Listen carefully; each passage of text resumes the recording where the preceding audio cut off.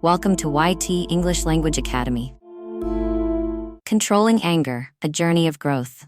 English Story Chapter 1, The Spark. In the small town of Meadowfield, a boy named Leo lived with his parents and younger sister, Mia. Leo was known for his quick temper. Whether it was losing at a video game or being teased by his friends, his anger flared up like a fire.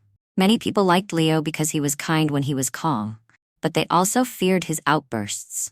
One day, during a soccer game at school, Leo's teammate Sam accidentally kicked the ball into their own goal. Their team lost the match, and Leo couldn't hold back his frustration. He shouted at Sam in front of everyone. Sam's face turned red with embarrassment, and he walked away without saying a word. The other players avoided Leo after that. That evening, Leo's father noticed something was wrong. "Leo," he said gently, "what happened at school today?" Leo frowned. "Sam messed up the game. I couldn't help it. I was so angry." His father nodded. "I understand it's frustrating, but how did yelling help?" Leo didn't have an answer. His father continued, "Anger is like fire. It can burn and destroy, or it can warm and light up. The choice is yours." Leo didn't fully understand, but his father's words stayed with him. Chapter 2, The Wise Gardener. The next day, Leo's teacher announced a class trip to a nearby farm. The students were excited. When they arrived, an old gardener greeted them. His name was Mr. Ellis. He showed them around the farm and taught them about plants and trees. While walking through the garden, Mr. Ellis said, "Do you know what happens if you don't control the weeds? They grow wild and harm the good plants."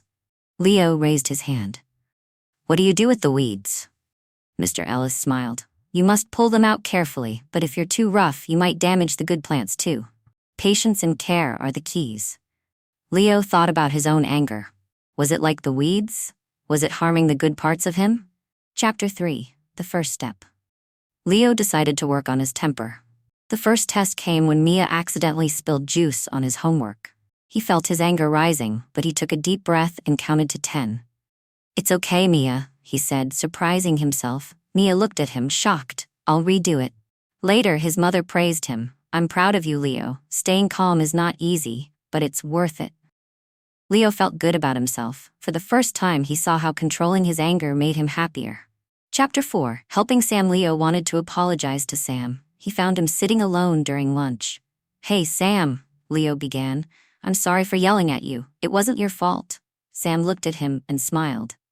"Thanks, Leo. That means a lot." From that day, their friendship grew stronger. Leo realized that fixing mistakes felt better than holding on to anger. Chapter 5, The Big Challenge. One day, during another soccer match, a player from the opposing team tripped Leo on purpose. He fell hard and felt pain in his knee. Anger bubbled inside him, but he remembered his father's words and Mr. Ellis's lesson about weeds. Leo stood up, brushed off the dirt, and continued playing. He didn't let the anger control him. After the game, the player who tripped him came over and apologized. "I was wrong," the player admitted. "You're a great player, and I respect you." Leo's heart swelled with pride. He had won more than just the game. He had won self-control. Chapter 6, Spreading the Light. Leo's efforts to manage his anger inspired others. When his friends saw his calmness, they tried to follow his example. Leo even started a small club at school called Cool Minds, where students shared tips on staying calm and solving conflicts peacefully. Leo's life changed for the better. He realized that while anger was natural, controlling it made him stronger and happier. The boy who was once feared for his temper became loved for his kindness. Epilogue: Growth like a tree. Years later, Leo returned to Meadowfield as an adult. He had become a counselor, helping children manage their emotions. He often visited Mr. Ellis's farm, now run by new owners, and smiled at the lessons he had learned there. Leo knew he wasn't perfect, but he had grown, like a tree that once struggled to survive among weeds but now stood tall and strong. And that was enough. The end. Thanks for watching. Subscribe now. YT English Language Academy.